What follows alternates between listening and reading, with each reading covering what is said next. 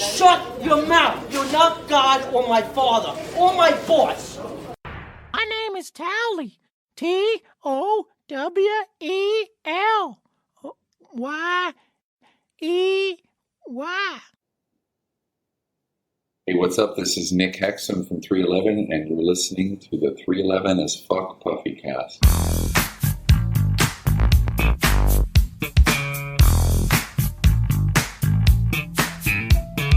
Hey, come on, take a ride. There's a party over there that ain't no job. It's live, it's all the way live. Don't even have to walk, don't even have to drive. Just slide, slippity slide. Just forget about the troubles in your 9 to 5 and just sail on. That's what you do, just sail on. Now the dude's so funky, hey, what do you think? What is it called? It's called a lakeside stank. Come along and ride on a fantastic voyage. I'm the captain of this vessel. We wanna take you on a cruise all around the land. Music is at hand. We wanna play it for you. You see, we want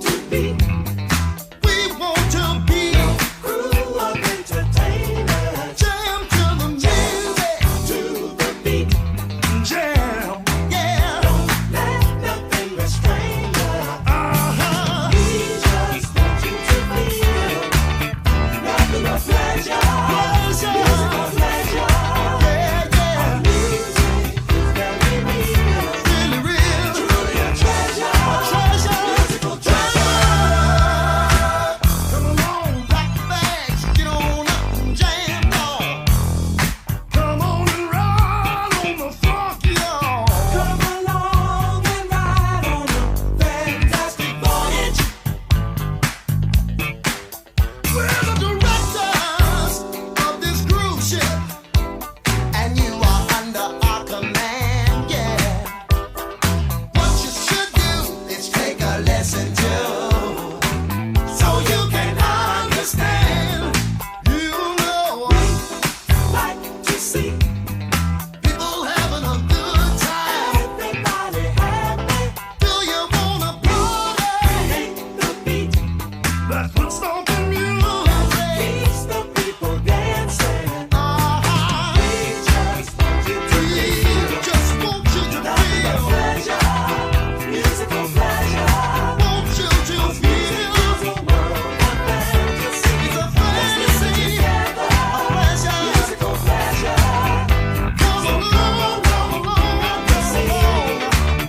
Dance in the sunshine. Take a go off the line. Our music is very real. So very real. Treasure. Musical treasure. Come along, pack your bags, get on up and jam, y'all. Come on and ride on the funk now. Come along and ride on a fantastic voyage. Come along, ride for the land of funk. Come along and ride on a fantastic voyage. Do you wanna ride with me? Come along and ride on a fantastic voyage. Do you wanna go to the land of funk?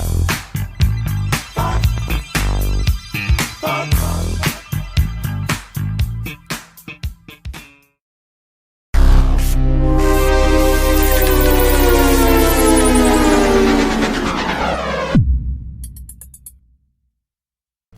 This song is about, we were driving from Boulder, Colorado to our home in LA.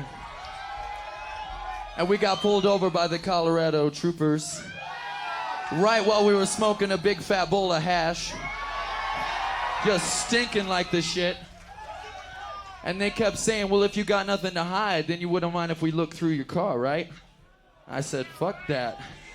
I said, I'd really rather you didn't. We stood there for a while. I continued to decline firmly.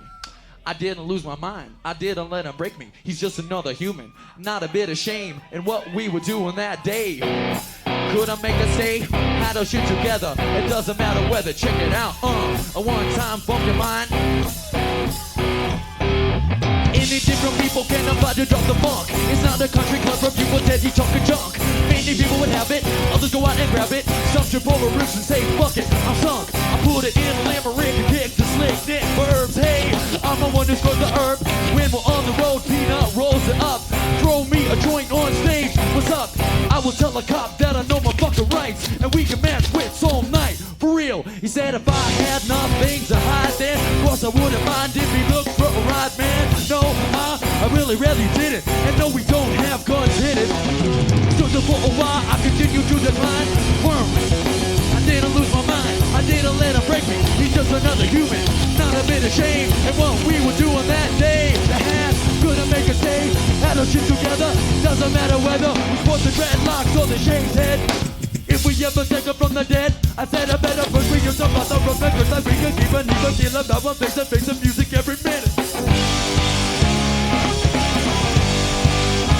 Come on!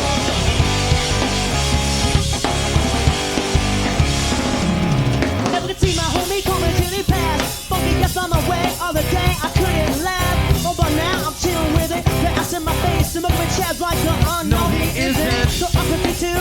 Did he get this with the button all over my face? Sometimes I told me it fucked with my soul. Although I thought it funny, I probably wouldn't care if I smoked more kind. But if I wouldn't do me, chickens and hip hop screamer. I'm creepy in the chill, the river, I'm the real cool dude. And anybody that they will come, we will get into. But then one day, right in front of the since I got it, he looked over. Goddamn, give me some water. The one time I had it, wait until I come on. Spit it nose with my arm in funk, so you get it. The picture, just how to bring the day. Voyager, hey yo, check in my finger, man. Oh, come on!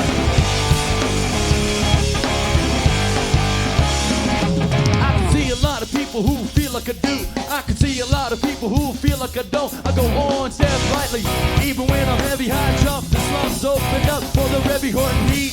Sweet, what am I displaying? Forgot what I was saying. I know I must be laying a pipe. You gotta grasp with the way that I get high. Graphics long, sing along with the cry of a man who's horse in for crime and no victim. Everybody knows, turns to be picked in. Order us to pay that they cause. Do what they will to be the whole of the law till you violate the rights of another. Sex the space of your sister and your brother. The war on drugs may be well intentioned, but it falls fucking flat when you start to mention over brother, friends over a river, get parole. To make room for a dude who is sold pound of weed. To me that's a crime. Here's the good people doing time, y'all. Come on, and you don't stop, and you don't.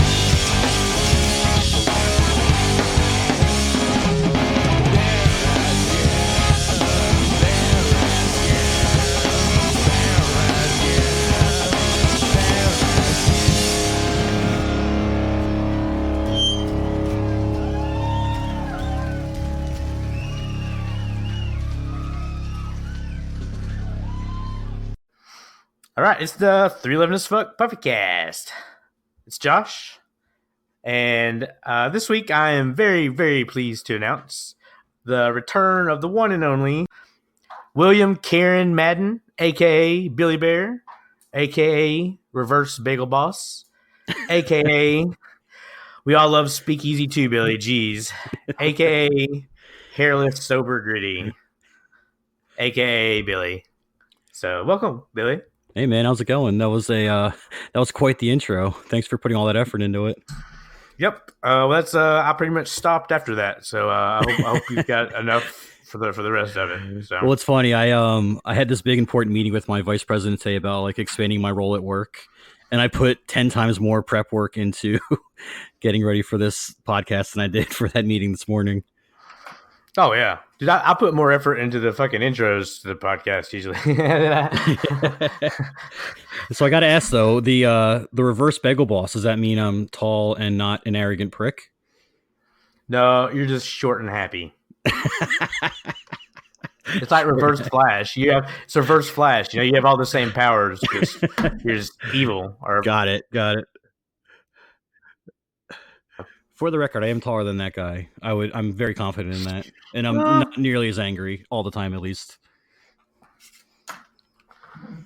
Let's see. So yeah, welcome back, Billy. Glad you're here doing this one. I'm glad, especially you're here doing this one too. I've been trying to get you back for a while now. Yeah, no, I appreciate it. Life's just been busy with work and kids and everything, but I'm so we were talking about this before we started recording, but I'm just so amped up and rejuvenated from the new album coming out, and I've been going nuts on Twitter again, just tweeting everything. Just going off for like 2 hours, just tweeting nonstop, and really excited to talk to you today. Billy's all amped. Well, I'm gonna say it, but Billy got mad at me and boycotted the Puppy Cast. You fucking asshole! I knew you were gonna bring this because, up. Oh yeah. Put it all out in the open because we did a mock. What was it? 311 song battle, which I was the judge, and I gave him the points because I thought he did a better job. I did do a better job, and then you fucking deleted it without putting it on air or even sending it to me. The recording was fucked up. It sounded like garbage, but Billy got so mad, and so it's taken a year for Billy to get over bad audio, unusable audio. So I mean, I wouldn't know because you didn't send it to me to at least listen. So. No, it's all good, man. I mean, I thought that was a great episode we recorded. Unfortunately, it got fucked up, and it was good. Yeah, it was good. So I'm being extra nice. I'm going to be extra nice. This podcast. I'm not trying to set off any Billy alarms. Don't worry, man. Shut your mouth. You're not God or my father or my boss or my Billy. Is that Bagel Boss? Is that what that's from? Yeah. Oh God, yeah. I haven't actually seen, or I haven't actually heard the audio. I've seen the video, but didn't have any audio playing. Of course, he sounds like that though. If you're that short, dude, I don't blame him for being so fucking angry. Hey man, you just got to find the advantages to being everything. Like I'm never uncomfortable on a plane. I never bang my head on pillars or beams going across a building or anything. You just gotta take it for what it is. I always love how your feet dangle every time you sit in a chair. That's my favorite. That's not true at all, by the way. There are some chairs, yes. I remember on the cruise, I specifically remember you having to climb up on one of the chairs. Shut up. You're teddy bear. Liar. You're such a liar. I was a teddy bear on the one cruise. That is correct. Many people can attest to that. Dude, you're such a fucking Billy Bear. Like I knew you didn't have fun with it, but I didn't think you would just. Well, I mean, like I did tell you. I told you before that cruise that if you bought it, I would wear it and I would have a lot of fun with it. I ended up having a blast. Like we were hanging out with those that crew from North Carolina who was dressed up like Mario, like in the Mario Brothers and all that. We were just hanging out with them for like 2 hours that one night. You remember that? Dude, I think my proudest achievement ever, anything involving 311, is the fact that you're on the cover of Mosaic as a teddy dressed as Billy Bear twice. And we had nothing to do with it. You were just in other people's pictures as Billy Bear. Like to me, that's some universe shit. Like that was like the proudest moment ever. I looked that up because I actually forget where those pictures are. I remember where, like, the one of me is on Peanut's right knee, and then the one of my son when he was a baby is like in the very top row. I can't remember where the teddy bear ones are, so we got to look that up sometime. Yeah, that's so funny though. We didn't even try to get it on there, and there it is. Of course, it's on there. Of course, you know, it has to. They had to put it, Billy Bear, on there. The way the world works, man. Yeah. So let's we got a lot to go over. So let's go. Let's keep going. 311's got the news, y'all.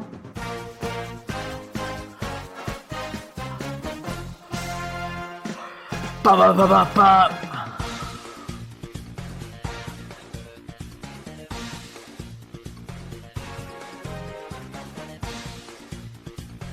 Breaking news. 311 is doing a co-headlining tour. Breaking as of right now. No one knows about it. And people are taking it as about as great and respectful and as happy as they can take it. And I feel like the majority of the people are excited that 311 is doing, bigger 311 tours with bigger sets and stuff like that. You know, I think the general consistency of the fan base is they're okay with it. So I agree. I mean, it's always with these kind of things, it's always the vocal minority that, speak up and whine and bitch and complain about stuff. And to an extent, I understand the criticism.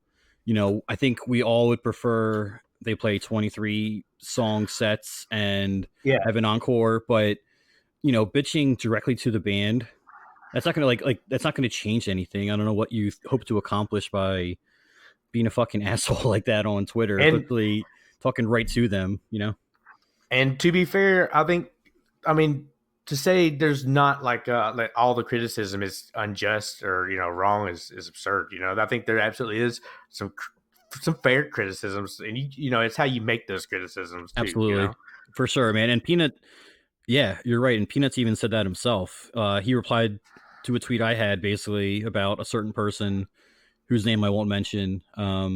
Basically being like, there's nothing I can do at this point. It's one thing to have criticisms of the band and want the best out of the band. We all want that, but to talk shit directly to me, coming from Peanut, isn't the way to go about it. And I completely agree with him, obviously. And I think any normal person would try and be more of an adult about voicing any concerns or criticisms they have. And if you care that much, then don't fucking buy a ticket and don't go to the show. Yeah. People are tweeting at Nick and Peanut like they're fucking Southwest, like they fucking, or like Chipotle fucked up their order, so they got they're tweeting Chipotle, it's what the fuck chill the fuck out, man. And I went on. I never go in that Familia group anymore. Like every now and then, I'll pop in to see what's going on.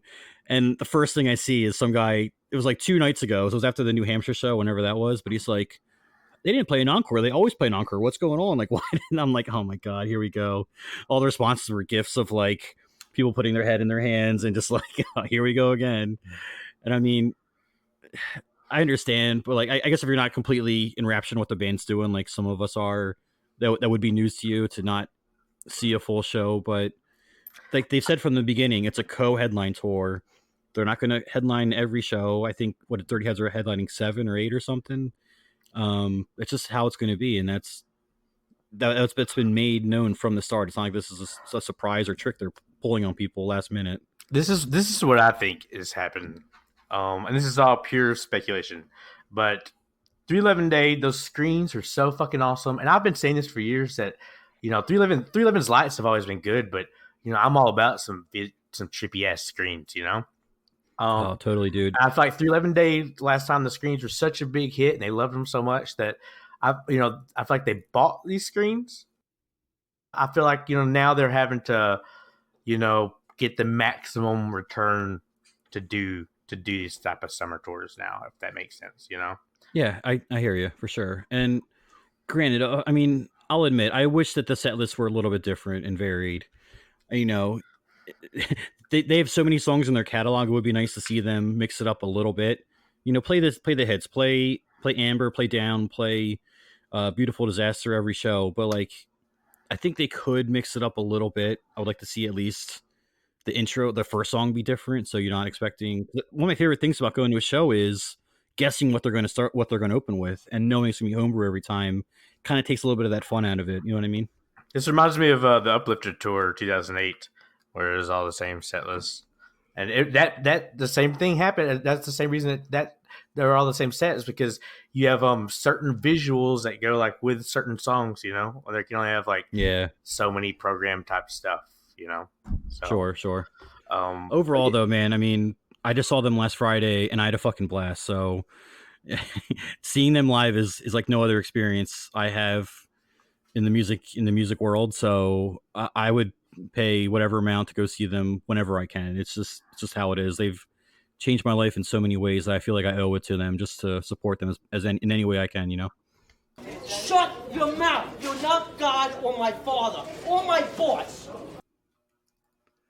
Now, how did that warrant the response? I feel like that wasn't necessary there, dude.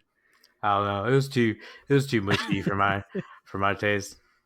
All right. I don't know. That's you can only get like 4 hugs an episode, and I feel like you're trying to max out all your hugs like the first section. How many have I used so far? Then I'm already at like capacity. I'm just kidding. Okay, dude, we all love Speakeasy too, Billy. Okay. I just got to make sure. That you know that how much I love it, and hope everyone realizes how great of a song it actually is. No, I'm with you. That's my goal in life. More, don't tread on me, please. Always.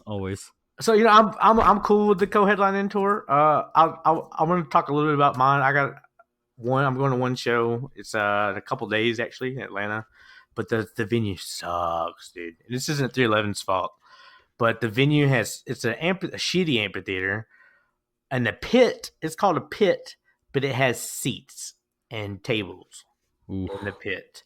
So like I spent a lot of money for this seat at face value. I didn't buy it third party. I bought it through Ticketmaster. And the way they did it, because it seats, like I'm row 5. I think it all ended up being like $240 something for row 5 on an aisle right in front of Peanut, like 5 rows for back. For one ticket. So check this out. Holy shit. Five rows behind me, it was $100 less. Like, why didn't you just go back then? Did you not realize that at the time, or? No, I want to be as upfront as possible. The front rows, the resale values are for $600. So, man, that does suck. Why aren't they playing at the what's the place they always go to? Well, it used to be this other amphitheater, Lakewood Amphitheater. Then it got changed. No, there's that indoor place that they always Tabernacle last couple of years. Yeah, no, why aren't they there again? That's too little. That's a small ass venue, dude. Yeah, this really? it's a small ass venue. Yeah. How many seats are there? There's no seats. It's a fucking old church, man. How much, like what's the capacity? Because when I saw them last week, it was an old church turned into a theater. Not a lot. Hold on. Do something fun while I Google, Billy. Sing us a song while I look up the capacity. Trust me, the last thing you want me to hear, Billy, 2,600. That's okay. Okay. So because they're playing with 30 heads, they're basically too big for that. They can't fit those screens on that little stage, man. No, it's. I get it. I wish there was a Tabernacle. That's like the best venue, but now they're going back to the outdoor kind of big shows again, I guess. I'm seeing them on Saturday in Columbia, Maryland, and I think it's at I've never been there before, but I think it's at an outdoor amphitheater. So I'm excited to go to my second and final show next week. I used to love the outdoor amphitheaters because they'd always play Cincy and Atlanta, and those always had like a private pit, where you got the pit ticket, and you got, it's just like you're only fighting against a couple people to get to the pit. But they haven't played those. They quit playing Cincinnati and Atlanta, man. It sucked. I love those fucking pits. Yeah, I'm annoyed about the fucking seats in a pit. I just don't call it a pit if it has seats in it. I don't know. It's the front row section, I guess you could call it. I've been talking to some people who are going, and they don't know this. So I think there's going to be like, an issue for some people. Because I actually looked up like the venue, like what it looks like on StubHub, and it looked like fucking fold out tables and chairs. And look, I'll be damned if somebody paid $100 less than me is going to get in front of me now. I'm going to pull that old, this is my seat, this is my room. Get off my lawn. Get off my lawn. So, but I'm excited. I'm going to see them once. I missed them last summer, so I'm excited to see them this time. And I really like the Dirty Heads, so I'm cool with it. Yeah, that's another thing too. I'm a big fan of them too, so I was excited to see them live because the only time I've seen them live before was on the cruise. And I remember one of their shows, you could tell they were just trashed.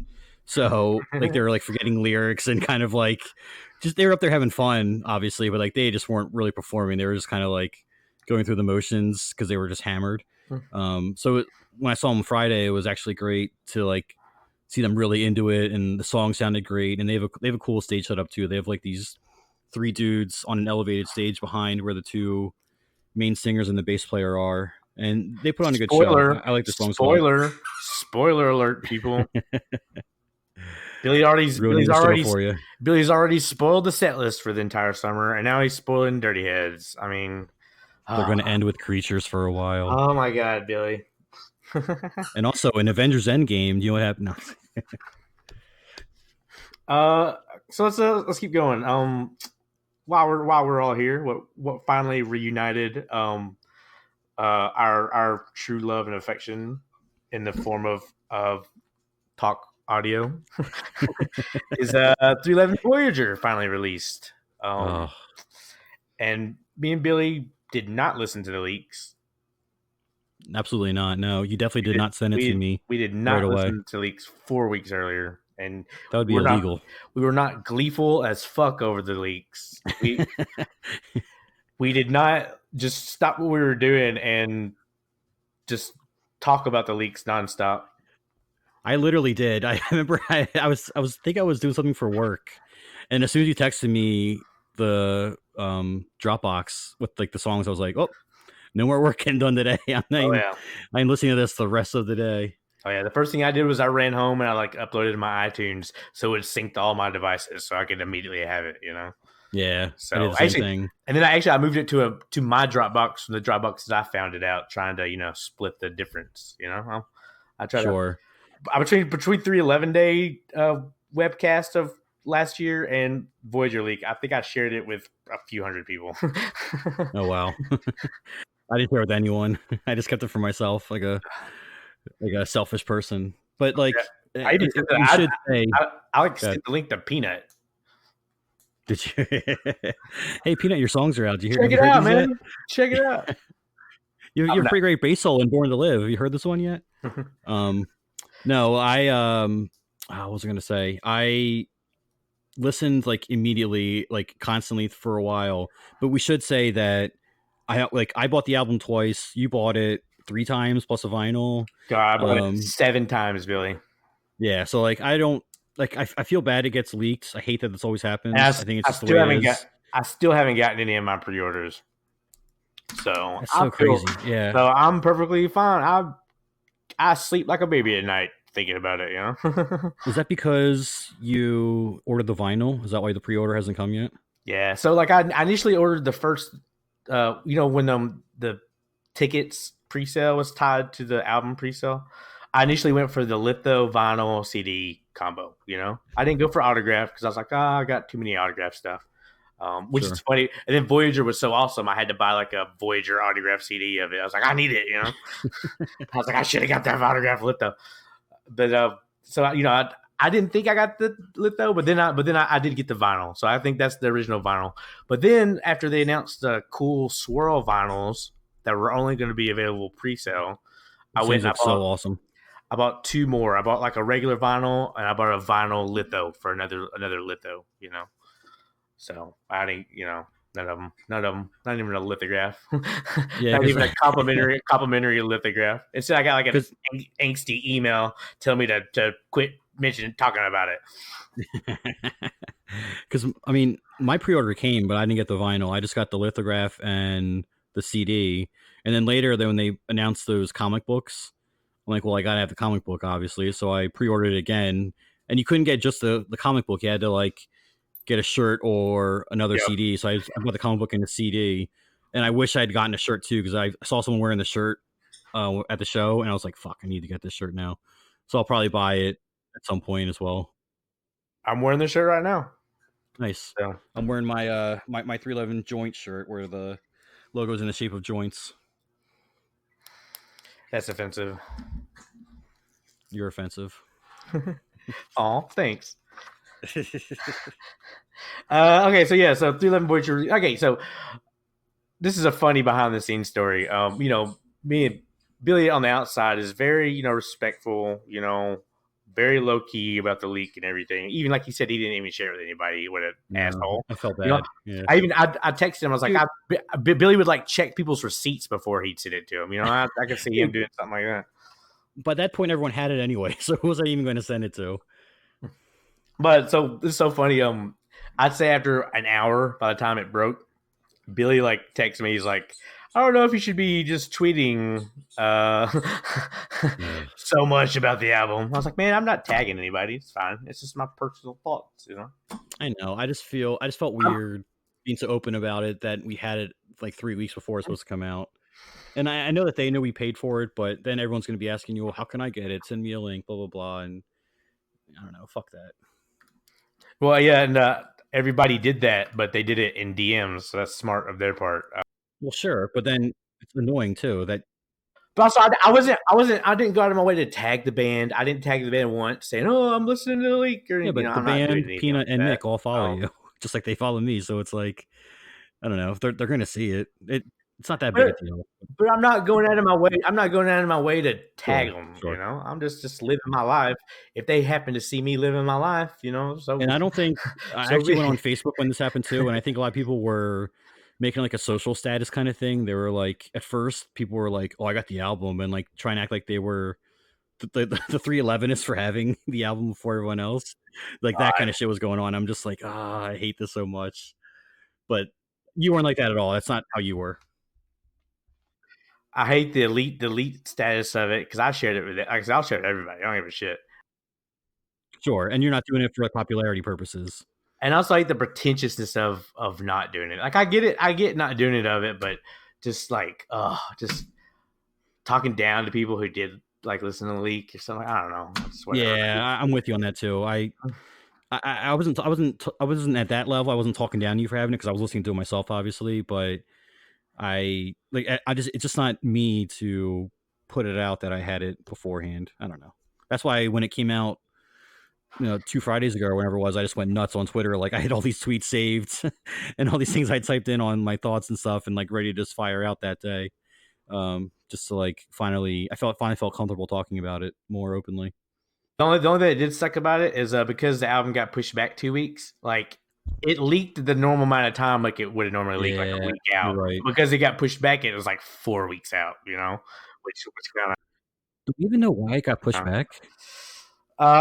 The vinyls, who knows, man? I don't know. I thought it was going to be because of the whole, and I think we'll get into this. I know you talked about it last episode, but the whole Noise Storm Crossfire thing, I thought that might have been the reason why they were going to add like writing credits to him or something. But first thing I did when I opened the booklet was look for that, and it was just Nick Hexum. No, here's the thing. It was pushed back before that even blew up because when Crossfire was released on iTunes, the date changed. It was changed that date, like that day. So like I immediately was like, oh wow, now it says it's 2 weeks later, you know. And then the Crossfire thing kind of blew up, you know. Yeah. So I don't think it was. I think it had to do just production issues, you know. I think they kind of pushed. You know, it's hard to. Vinyls are hard. You know, vinyl is such a big business now. It's hard to kind of. Sure.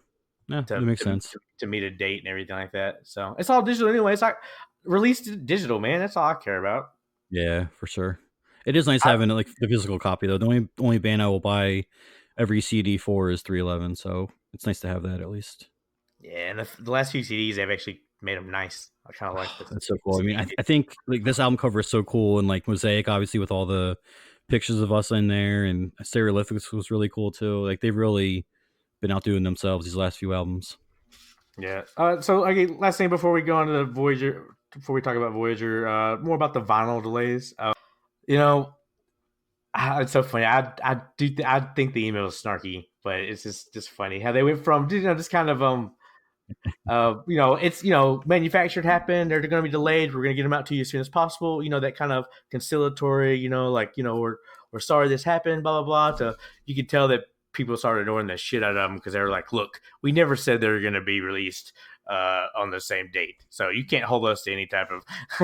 I love that. So people chill out. Yeah. People chill out on social media, man. You guys are, like I said, you guys are tweeting at 311 like they're fucking Southwest gate reps, you know, and it's fucked up.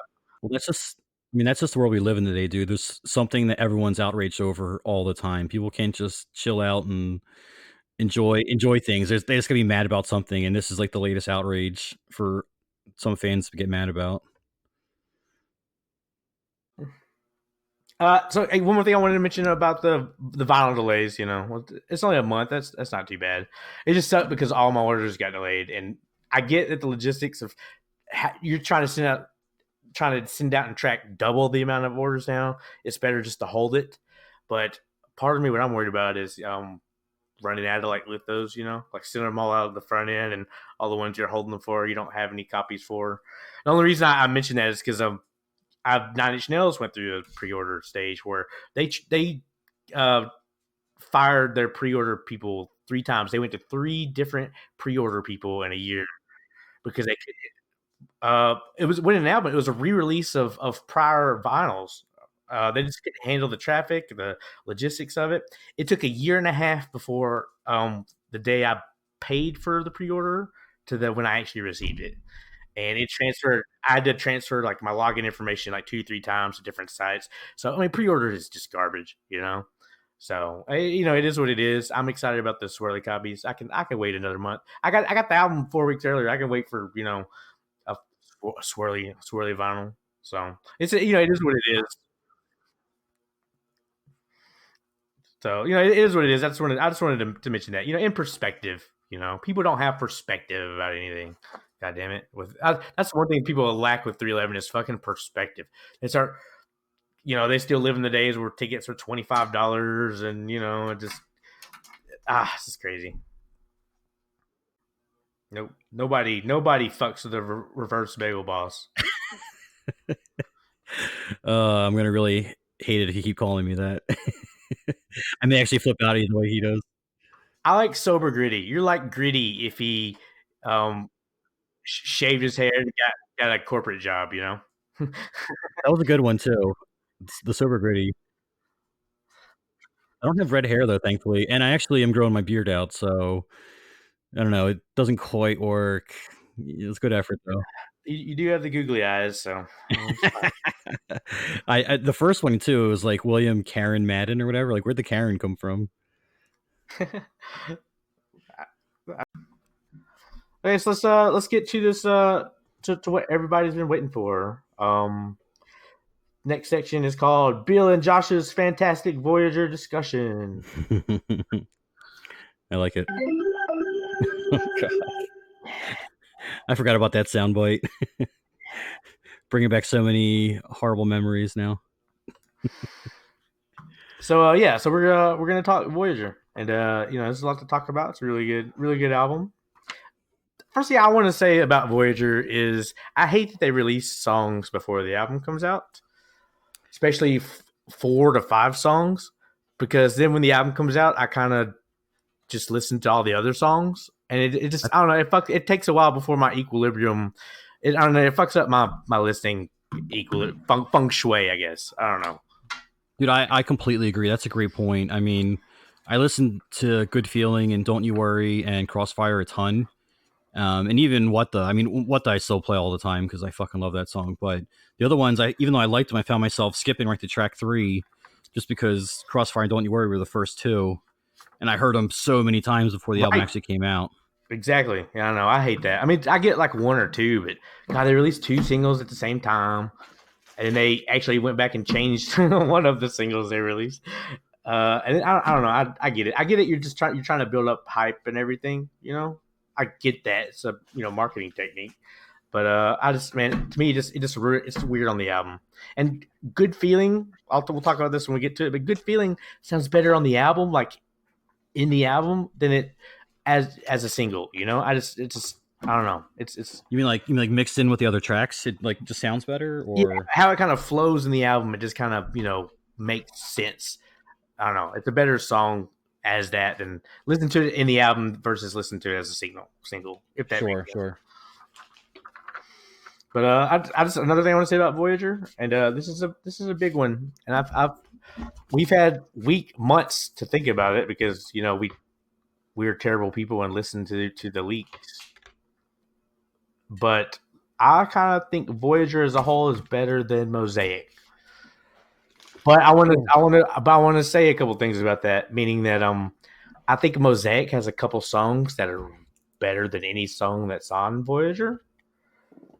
But the weaker songs on Mosaic to me, don't make up the difference between the super good songs on Mosaic. I just think Voyager as a whole is better. But I think they're both really good, and I like that they're going in new directions and everything. But just me subjectively speaking, Facing the Wind is like one of my favorite songs. One and the Same is one of my favorite songs. Man, motherfucking Voyager. Right now in my life, these songs have just hit me, man.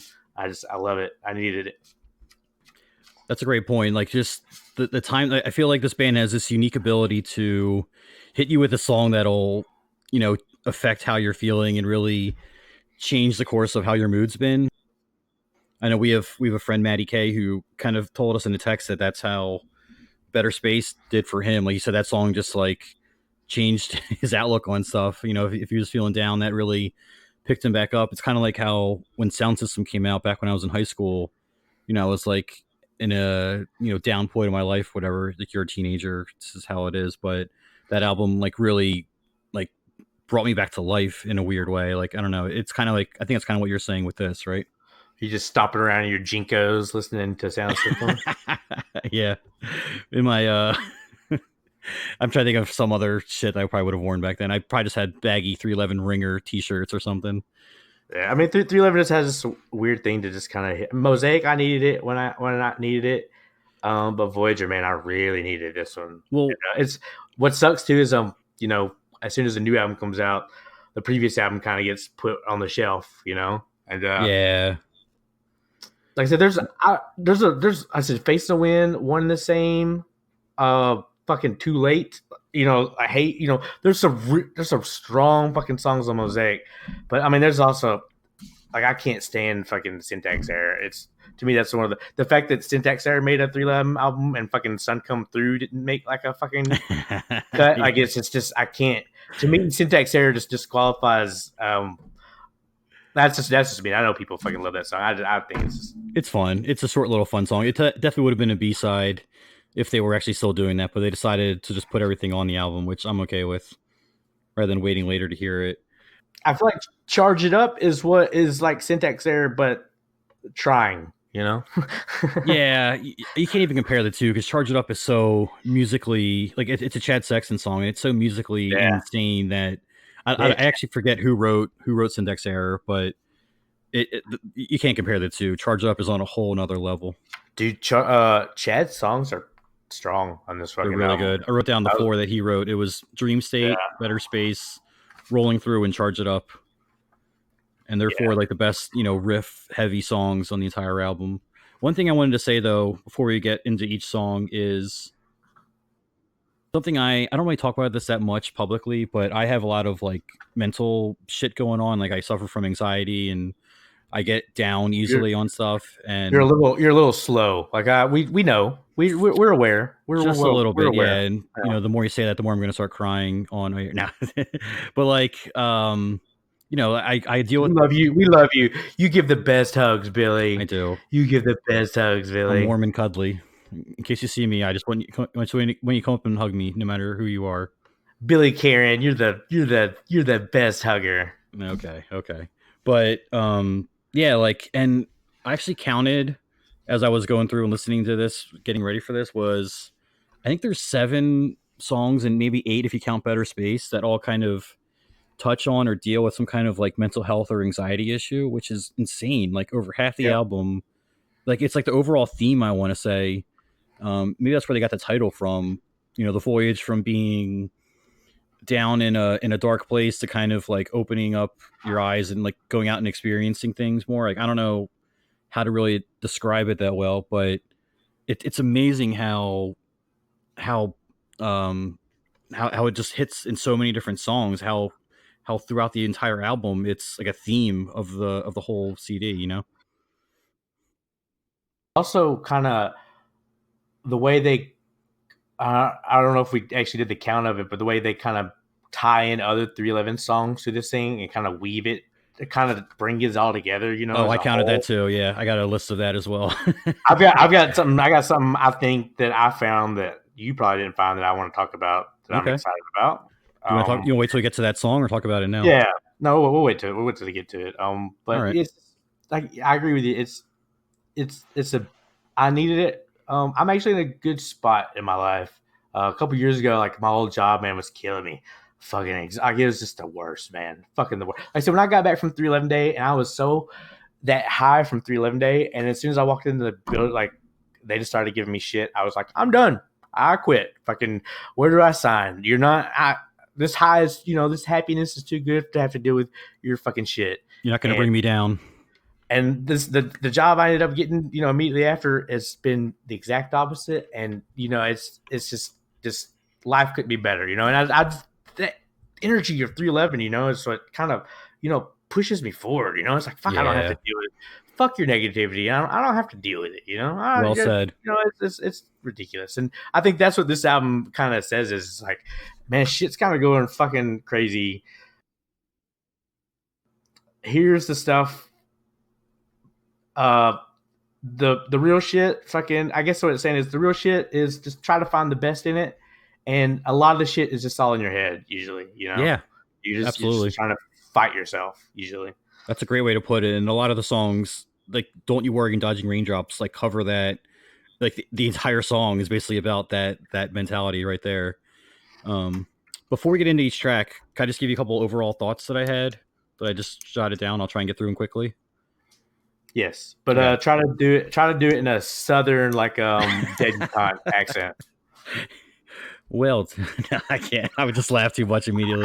I did something. I do declare. Oh, Joshua, I do declare. No, I'm not even gonna. It'd be so bad. You probably have to cut that part out. But I mean, so this is the third album with a triangle on it. Can you name the other two? Don't Tread on Me. Yep. Hold on.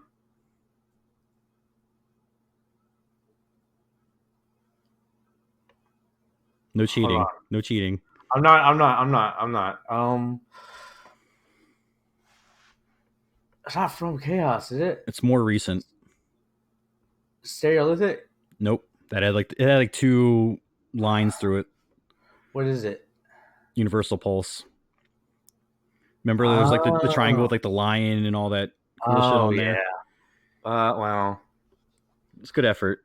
I forgot. I've kind of blocked that album out, except for Trouble, I think.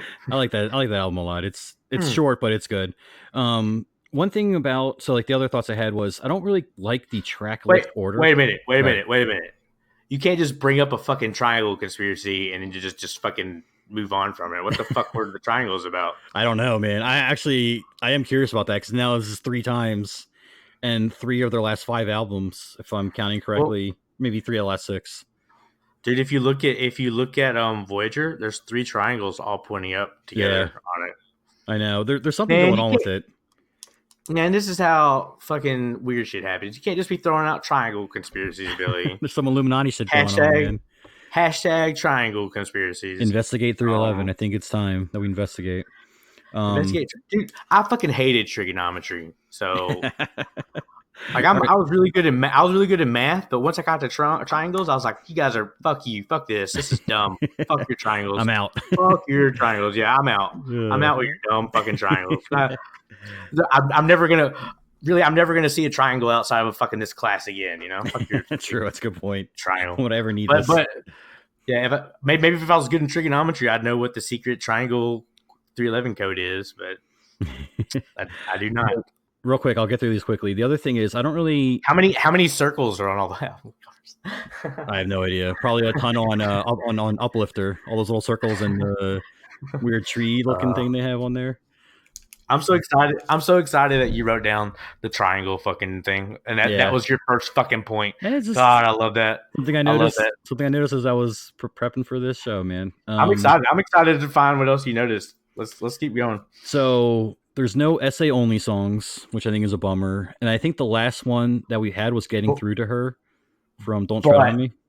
But there's a lot of fucking essay. There is. There's more of him than a lot of essay beginning songs. Yeah, too. That's a good point. That's very true. I mean, there's some albums where I wanted more essay. There's definitely a right amount of him. I feel like I could always do more, obviously, but there's no epic song. And his parts are fire. Yes, his parts are fire. I think there's no epic on this album, which I thought was a little weird. I feel like every album has some sort of epic on there. Well, Rolling Through is an epic. It is, but not by definition of how they look at it. It's fucking epic. I agree. Like it's a great song, but like the way they define an epic is 2 songs that are basically similar and then mashed in together, and halfway through it changes into a different song. Like sometimes Jack's Rule of Realm or Wildfire Well, how I defined epic is my nipples get hard, and every time I listen to fucking Rolling Through, my nipples get really fucking hard. There you go. So Rolling Through is a fucking 311 epic, okay? there's obviously there's a lot of outside help with the writing. I don't know if you noticed that, like not only with the music but the lyrics too. Which it's whatever. I don't mind if they're getting help for music or if they're sampling a little bit more. I think that stuff's cool. If you've ever watched a behind a documentary of behind the scenes of how an album gets made, it's amazing at how much producers and stuff actually tinker with stuff, and especially with the archive album, hearing like where the song started and where they ended up and stuff. Great point. Who cares as long as they ended up, and the final product is what 311 says is the final fucking product. So. Amen. Yeah, absolutely, dude. And the only other thing I have is I don't really like the track list order. I don't know. I mean, I think I think the fact that it starts off with Crossfire is just odd to me now. I did this with fucking Mosaic too. I did. And it's only the last two albums. Every other one I like the way it flows, but for some reason they've like backloaded these last two albums with the best tracks, and I don't know if it's on purpose or if it's just the songs I like happen to be at the end, or just a weird coincidence. But like on both Spotify and my Apple iTunes or whatever, I like reorder the track list the way I like it, which I've never done before. What do you open with? On this album, Rolling Through, I feel like with the way it has the slow intro, then the bass come in, it's just like a perfect. And then mine opens and closes with Rolling Through, and then it alternates after every song plays. Rolling Through, then also plays again. Yeah, actually, I play Rolling Through and the songs at the same time. Like Rolling Through's on the right speaker, and the other songs like on the left speaker. So, gotcha. I mean, that's really all I had. Overall, I think it's an amazing album. It's got a great blend of all the old styles and like with the new flavor mixed in of like more mainstream stuff. And it's pretty obvious that it's designed to be more mainstream. They want to bring in new fans. They want to keep existing fans happy while bringing in those new fans. I don't think that's a bad thing. I don't know about how you feel about that. I don't. Me personally, I don't think it's that big as an attempt to be mainstream. I thought Mosaic had more songs on it than that. But I will say, I have a coworker who has heard of Dirty Heads and 311, vaguely, she told me before I went on the cruise that she loved the song Champagne, So of course, told her the 311 album came out, and the first thing she said was she liked the album, but she loved Dodging Raindrops, Nice. So I get that that's more of a commercial song. Too bad that they released every other song besides like that one. I know that should have been the first single they released. I don't know. Like, I wish I could sit in the room with them when they're deciding what's going to be the single. I feel like I could be like, no, this song needs to be the single. It'll be so popular. Yeah. Let me reenact for you how it goes. Okay, guys, which songs can we pick to release that is going to piss off the most people on the most platforms at the same time? Let's go with that one. Good point. I mean, it's funny. Something you just mentioned. My wife's favorite song is Champagne. So if you're talking to my wife, Josh, then we got to have a conversation after the show. Yeah, me and your wife hit it off. I thought I enjoyed your wife when I hung out with you guys. It's funny, yeah. You're actually up here 2 years ago when we first started this show, and you're up here to see the band in Philly, and I was up there to see you in Philly. 311 just happened to be there. Okay, what a coincidence! But it was I think Chloe was a few months old at that point. Anyway, I don't want to talk about my family. Yeah. So overall, what are your thoughts on the album? It's great. I love it. It's heavy, which I'm all for heavy 311. So let me give you my thoughts of when I first listened to it, then now after digesting it, because it has to go through digestion, and I haven't heard anything live yet, So that's true. It does change. That's a whole nother. That's a whole nother, progression that's gonna happen. But when I first heard "Don't You Worry," I was like, God, man, fucking reggae. Like I get it, but 311's always just like had just enough reggae, but like the rock always kind of did it. But then "Don't You Worry" started out super reggae, then turned into a rock song, So then I felt good. I thought my first initial reactions when I first heard the album, the first through was the first couple songs reminded me of Dirty Heads for some reason. Just the new stuff that Nick's kind of doing, just I'm not saying he's copying them. I'm just saying it just reminds me of that like flow or that and they're very similar anyways. But it's still distinctly 311. But it's fucking heavy and it's pretty great. I'm really glad that they took their time and kind of finished it because initially they said they were gonna have an album out last summer. And it's like, man, you guys just let's slow down and let's get stuff good and right. And they're doing really good trippy stuff. I love all the trippy stuff Nick's doing. I feel like the guitars on this album are on fucking point. Yeah, like guitars in Space and Time blow me the fuck away. That and especially I think are the two ones that really stand out. And Chad is a goddamn can change an entire song with his drums. And I was going to say, I think this album, I think Chad is the unsung hero. He's the unsung hero of the band in general, but there's some parts of some songs, if you only focus on the drums, you're like, holy shit, like, how is he doing this? Yeah, it really does. You actually changed my mind a little bit. We talked about Mosaic before. I wasn't that into The Night Is Young, but you told me to kind of listen to the drums more, and I did a few times, and I really understand what you were saying after, because for some reason on some songs I just don't hear the drums that well. It's not something I'm listening for. You hear the snare every so often, but what he's doing with the bass drum and the cymbals and all that stuff, I don't know music terminology well to know all the hi-hats or whatever, but that song alone changed my thoughts on it just by focusing on him more. And I think in this album, he really, they must have amped up his volume or whatever so you really do hear a lot of what he's doing more. So, which I really appreciate. Yeah, I'm just amazed at what he's able to do. It's like the drums aren't just like a rhythm holder or they actually form the song. Yes, in a lot of cases too. It's crazy to me. And he knows when to sit back and when to really go hard on it, which is just, and I don't know if that's part because he's in there mixing it up as well. But he just has a perfect blend, I think, throughout the entire album. And as we get to each song, I actually wrote down a few times when you really should pay attention to what he's doing on the drums, especially in parts of Space and Time, and I think Born to Live was another one. But I'm glad you changed your mind about The Night Is Young. That's really cool. The way he does that reverse build up. It is great. And it is. It's crazy how just all of a sudden the bottom falls out. What? That's one of those songs where I love the music, but I just feel like the refrain's lacking a little bit. I wanted Essay to kind of show a little bit more, put a little bit more into it. But overall, I do like the song a lot. It's definitely growing on me. So let's do it. Let's go through each song, and I'm actually going to play the songs that I haven't previously played early, just so we can listen to them. And I treat this Puffy Cast as like a music fest. Peak 311. Let's listen to fucking 311. Absolutely, dude. So that's why we're here. So let's go through. So we're not going to listen to Crossfire. Don't you worry. But we can. Let's talk about them. I don't care about the controversy. I don't give a shit.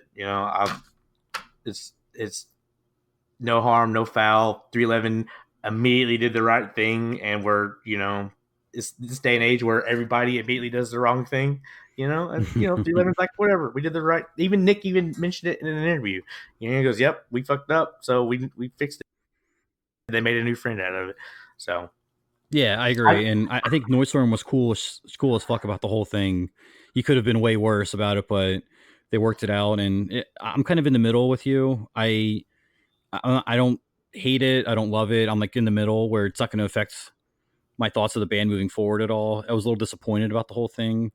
I think it might have just been a little bit careless and lazy, but I don't think they intentionally try to rip off his music. I don't think they're that dumb. So I am afraid though that it's gonna keep it from being played live. I've been wondering that too, dude, because I think they made that song to play live. I think they're itching to play it, but I think they might wait a little bit. They might wait a year or so before it all dies down. Yeah, I mean they had a countdown to the fucking song, Yeah, true. But I'm afraid I think it's gonna just change how they did it. I mean, I like the song. I personally like it. It definitely does have that dubstep vibe to it. Definitely. It does suck. It does suck that my favorite part, those like dueling guitars, were straight off that song. Yeah. I was like, oh yeah, but it's shit happens, whatever. Oh, like I said on the Puffy Cast last time, Old Town Road's the biggest fucking song in the country, and it's a mix of a couple other songs. Sure. Yeah, I as long mean, as people give credit and do, that's all that matters. So for me, the things I like about it are I like when Nick refers to himself in the third person. Like in his verse, he goes, "The Hex will tell you what's next." I always love when he does that for some reason. I just love when he's got attitude. Exactly, yeah. When he's just like, fuck you, I'll tell you what's next.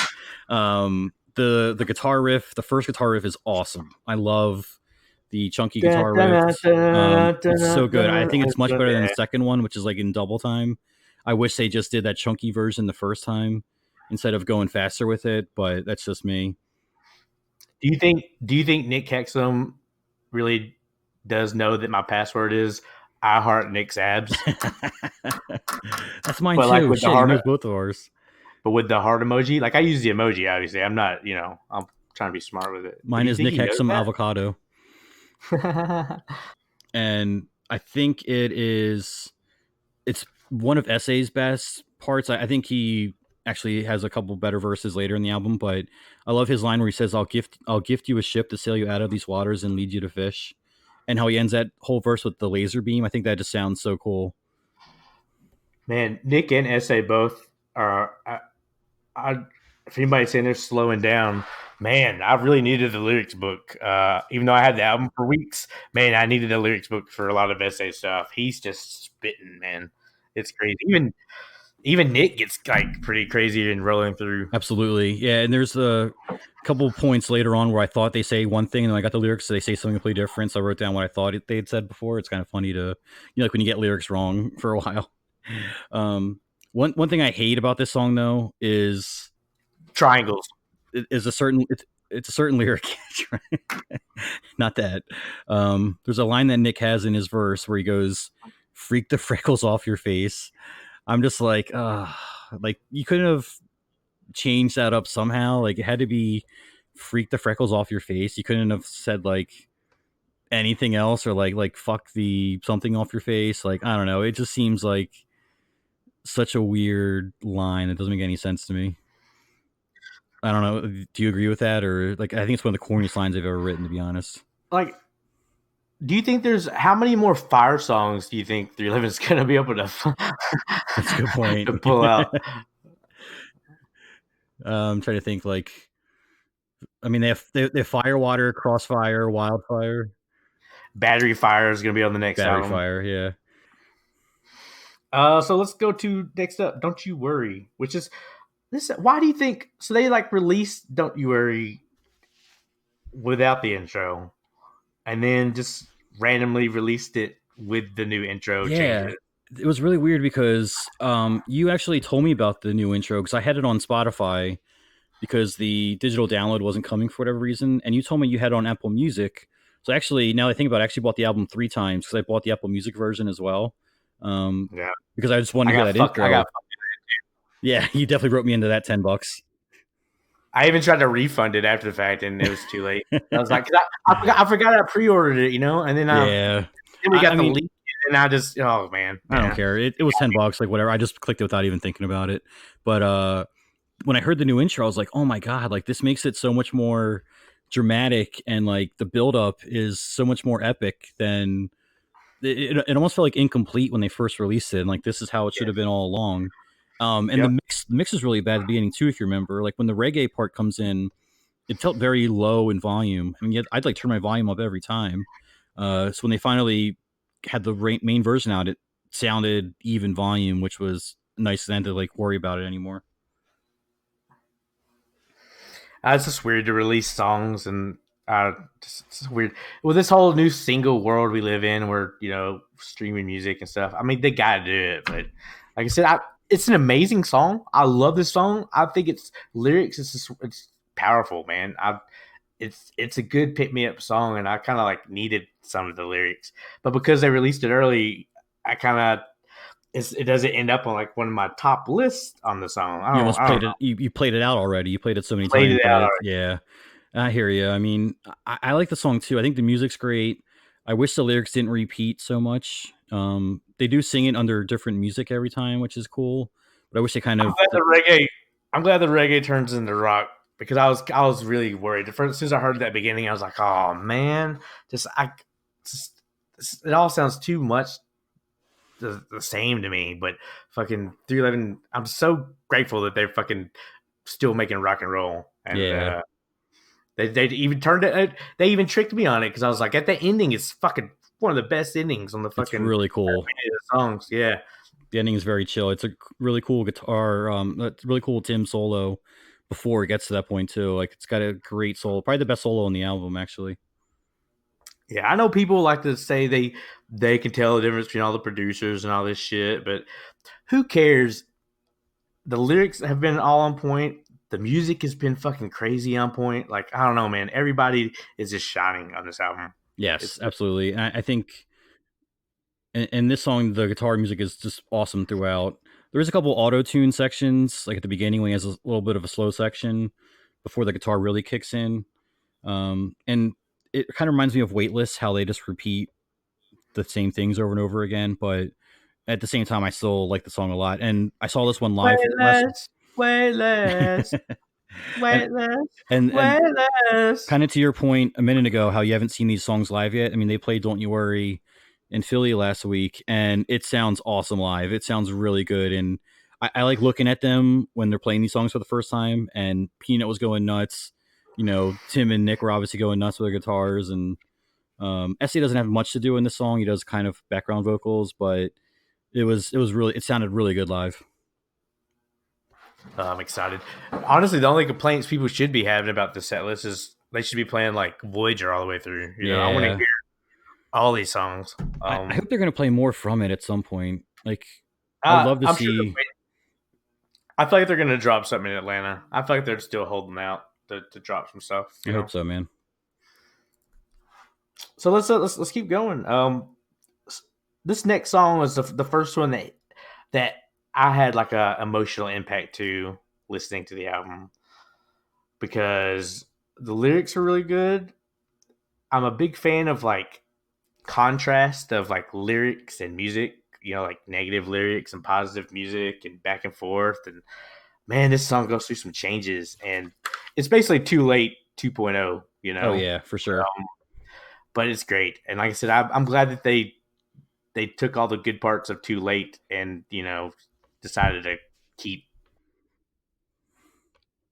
Yeah. I think it's great.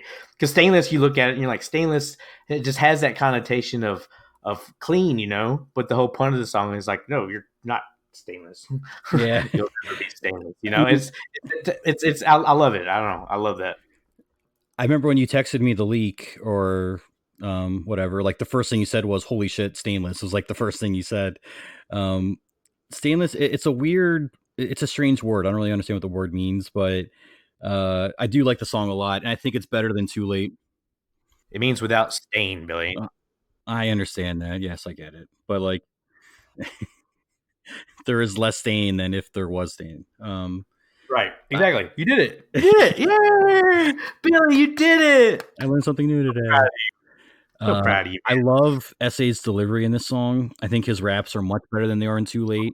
That was one reason I didn't like Too Late was I thought S.A. was kind of out of place in that. But the first verse is great. His second verse is fucking awesome when he comes right in with the music. Because first time I think they play the music first and then he joins. But like the second one is just like bam. And I saw this one live too, dude. Well, I knew that was coming and I fucking went nuts when he goes, it wasn't overnight, it wasn't do you right. Like that whole the beginning of that is just like holy shit. And that whole you've read the lyrics, I'm sure. Like that whole part is basically about like them getting to where they are now. I wrote it down, so I'll read it out to you here. But it says it wasn't overnight, it wasn't do you right. It was A to B and those label fights. Oh yeah, money tight, 5 appetites. Have you seen those guys? They're quite a sight. Now here goes the sweat, here goes the set. Here are all the good songs in our alphabet. Almost this last line's the best. Almost 30 years of blood, sweat, and tears. Still got that drive, still got that gear. I fucking love that so much. I think that's amazing. Basically showing like where they are now from where they've came from.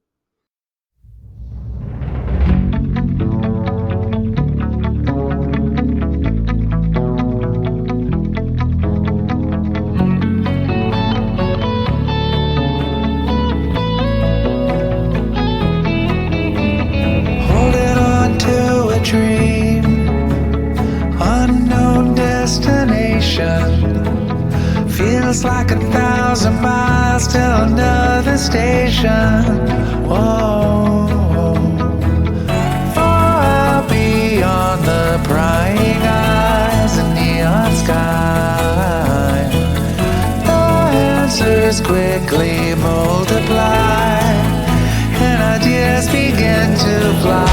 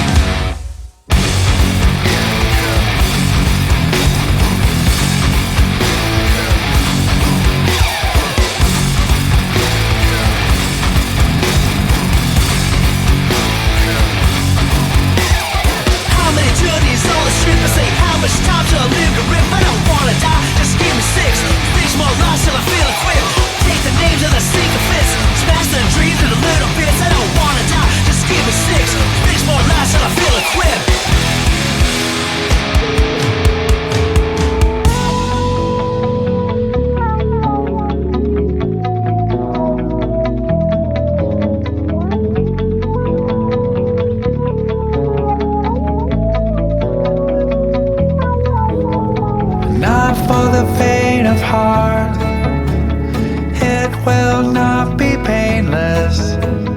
You'll take your licks and you'll never come out stainless.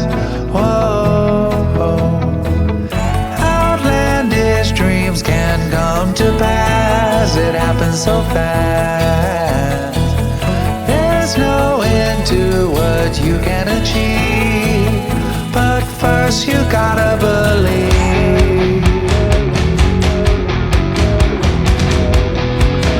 First you gotta believe.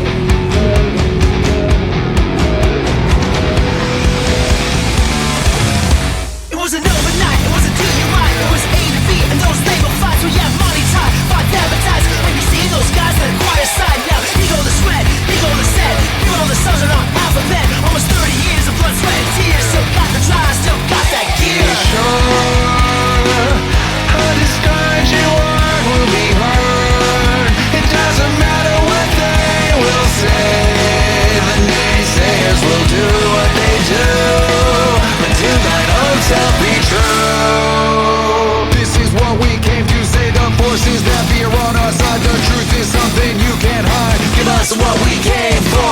Give us what we came for. On the right side of history, when we first came with the unity. Give us what we came for. This is what we came to say.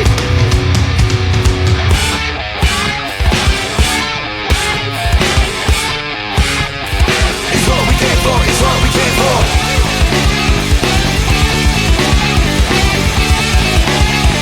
It's what we came for. It's what we came to say.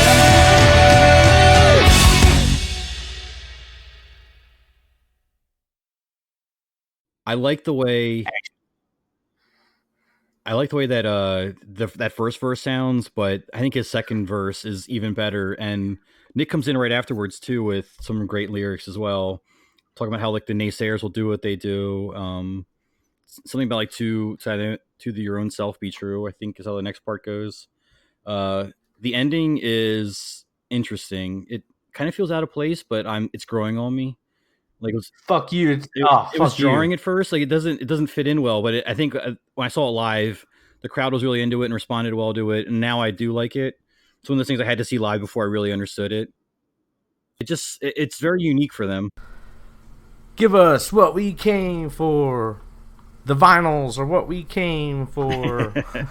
It's cool. It's like a cool little anthem ending with like, and they're like putting a lot of emotion into it. But My first thought was At first I Rage. didn't. My first thought was Rage Against the Machine for some reason. How it just kind of, I don't know, just that screaming, yelling thing to it. I thought it was yeah, interesting. but I mean, this song is classic 311. How they can go from heavy guitar and rapping to like a mellow guitar and Nick singing, like interchangeably. It's amazing the way they can just flow back and forth. The lyrics on point. Yeah. Lyrics fucking on point, man. That song's powerful. It gives me goosebumps. It's great live, man. I hope they play it for you in Atlanta because it's a banger. Next up, Man, this is one of my favorites. Me too. It's everything about this song is damn fucking perfect. And like, it's like Facing the Wind. It hits all the fucking boxes of everything, all the best 311 characteristics of the Yeah. song. You know, and I just love it. It's beautiful. It's just the guitars are ridiculous. You know, it's amazing. From the very beginning too, it's kind of like flowing where if you're listening in on headphones or a surround speaker, the music kind of moves around. If you listen to it again, the guitar moves back from the left to the right. It'll kind of move, it'll kind of flow like back and forth in your ears, which is awesome. The guitar work is great. This is what I want out of 311. I want the melodic guitar that I can dance to and then sing along with Nick's verse too. Like when he comes in, it's just like, oh God. And like the lyrics are also very impactful and, deal with those issues that we mentioned earlier. You can tell that he kind of wrote this song. Oh, sorry. You can tell that Nick wrote this song like while he was out like meditating or out like doing some kind of like nature walk that he's posted. Like it just seems like he was in like a great, like a great headspace when he was writing this song. And that middle section, dude, I love the middle section so much. It reminds me of Don't Tread on Me, where it's like a reggae song for most of it. And then there's just that heavy section in the middle that's just so fucking cool. Yeah, I like the way that space and time is like used in different lyrics and stuff like that. It's not just I don't know. I just love the way he manipulates the words on it and the meaning of it. It's just like I said, it's just God. This is I think the song I've cried to. The only song I've like teared up to listening. It's just like God. I do need space and time. Absolutely, no, it's great. It's like, man, there's really sometimes it feels like everything's shitting on you. And it's just like, man, you just need to take a breather, get the fuck away, get yourself together. That's exactly what it means. Yeah, it's there's a line I wrote down where he goes, "So long to this worry and the doubt," that he mentions at the end, and it's basically saying like, you can achieve whatever if you just believe in yourself, and that's just such a great message that kind of resonates throughout the whole album, like we keep saying. This is a song too that I keep getting stuck in my head. Yeah. All I need is a little space, and I love that. This is another one that I saw live in Philly last week, and I was with my buddy Damon. Dude, it sounded awesome live. I think it went more nuts during this song. It was more excited to see it. Shut your mouth! You're not God or my father or my boss. If I had to nitpick one thing, just one thing, it's the B, like the B part, like that gets a little like ugh, but it kind of reminds me of how in Inside Our Home, how they would say like home, like that part. Like I didn't like it at first, but it slowly grew on me. I think this will be the same, but right now it's like a little annoying, a little cringy. I actually really love that song now. I think it's awesome. I love Inside Our Home. It was just at first I was like, I wish they had just played the music instead of saying home so much. Which is kind of similar to how I feel about the B. Like it's fine, and it's growing on me because I do like singing in the car and in the shower or whatever. But at first I was just like trying to find like something to not like about this song, and that was the only thing I could think of because it's pretty much perfect. It's like the perfect 311 song. Let's play Space and Time. We're gonna play that right now, and tell you what. We're gonna end this Puffy Cast right here. We're gonna come back and do a part 2, because having so much fun talking about it. I think it would just be fun. It'd be fun to split it up. So we're gonna end this Puffy Cast here. We got good ribbing of Billy guys, but. So yeah, we're just gonna cut the episode here. So yeah, let's listen to Space and Time by 311.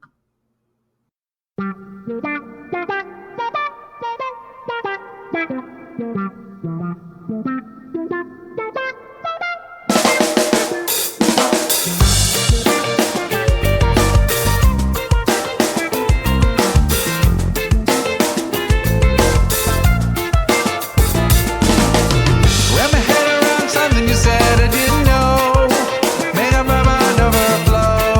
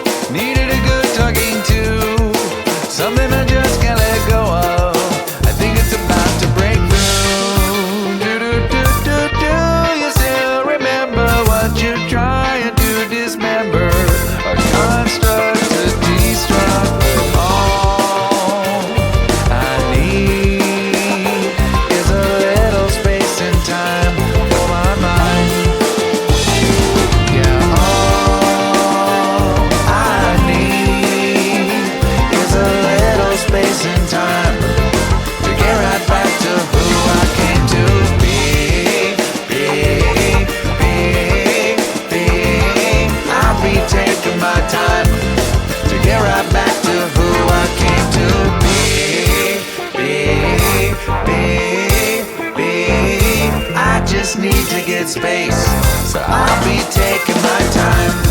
We know you spend some time, come on, you know what I'm talking about. The less you stress and excess, the best, and no need to shower with